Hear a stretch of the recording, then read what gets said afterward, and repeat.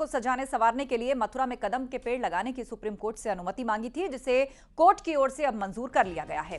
दरअसल कदम के पेड़ भगवान श्री कृष्ण के प्रिय पेड़ माने जाते हैं। अब मथुरा में अंग्रेजों के लगाए गए पेड़ हटाए जाएंगे और उसकी जगह लगाए जाएंगे कदम्ब के पेड़। तो मथुरा में लगाए जाएंगे कदम्ब के पेड़। यूपी सरकार को सुप्रीम कोर्ट से इजाजत मिल गई है। दरअसल सरकार ने सुप्रीम कोर्ट से इजाजत मांगी थी। श्री कृष्ण के पसंदीदा पेड़ माने जाते हैं कदम्ब के पेड़, और इसका वर्णन श्री कृष्ण की बाल लीलाओं में भी मिलता है। किस तरह कदम के पेड़ों पर चढ़ा करते थे श्री कृष्ण, उनके प्रिय पेड़ थे, उस पर बैठकर बांसुरी बजाया करते थे। और बहुत से कवियों ने कविताएं भी श्री कृष्ण और कदम्ब के पेड़ को लेकर लिखी हैं। वही कदम्ब के पेड़ जो इस वक्त आप तस्वीरों में देख रहे हैं, श्री कृष्ण के पसंदीदा, अब मथुरा में चारों तरफ लगाए जाएंगे। अंग्रेजों ने कुछ पेड़ लगाए थे, उनको हटाया जाएगा और उसकी जगह पर ये कदम के पेड़ लगाए जाएंगे। इसकी बाकायदा अनुमति सुप्रीम कोर्ट से मांगी थी यूपी सरकार ने, जो अनुमति अब मिल गई है। तो मथुरा में श्री कृष्ण के पसंदीदा कदम के पेड़ लगेंगे।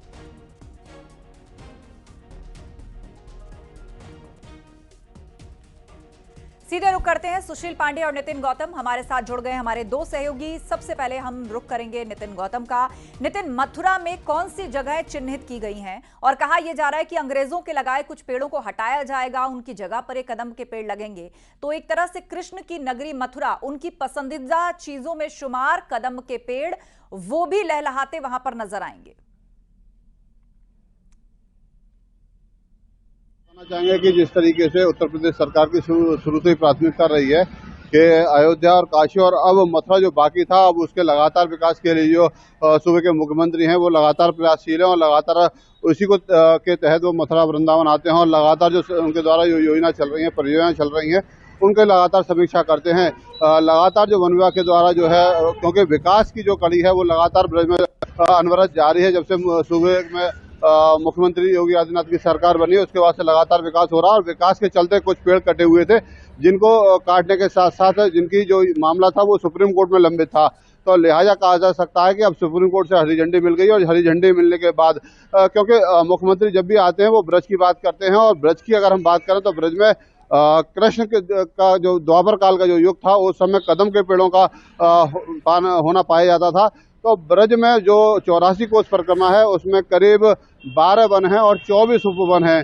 तो कहा जा सकता है कि अब जो 12 वन है और 24 उपवन है उनमें कदम के पेड़ होंगे, पीपल के पेड़ होंगे, बरगद के पेड़ होंगे, जिनसे कि जो कृष्ण का जो श्रद्धालु यहाँ पर आएंगे, ब्रज में आएंगे, उनको उसी तरीके का एहसास होगा कि जैसे वो द्वापर कालीन युग में यहाँ पर भगवान कृष्ण के उन स्थलों का भ्रमण कर रहे हैं, उनका दर्शन कर रहे हैं और उनका पुण्य लाभ कमा रहे हैं। तो कहा जा सकता है कि इन पेड़ों को लगने के बाद जो सुप्रीम कोर्ट ने हरी झंडी दी है, उसके बाद से ब्रज का स्वरूप भी लौटेगा, विकास भी होगा, साथ ही साथ पर्यावरण को भी फायदा होगा। जी बिल्कुल। और सुप्रीम कोर्ट से किस तरह अनुमति मिली है, रुक करेंगे सुशील पांडे का। सुशील, आखिर क्या दलीलें यूपी सरकार की ओर से दी गई थी और सुप्रीम कोर्ट ने जब इसके लिए रजामंदी दी है तो क्या कुछ निर्देश भी दिए हैं इसके साथ?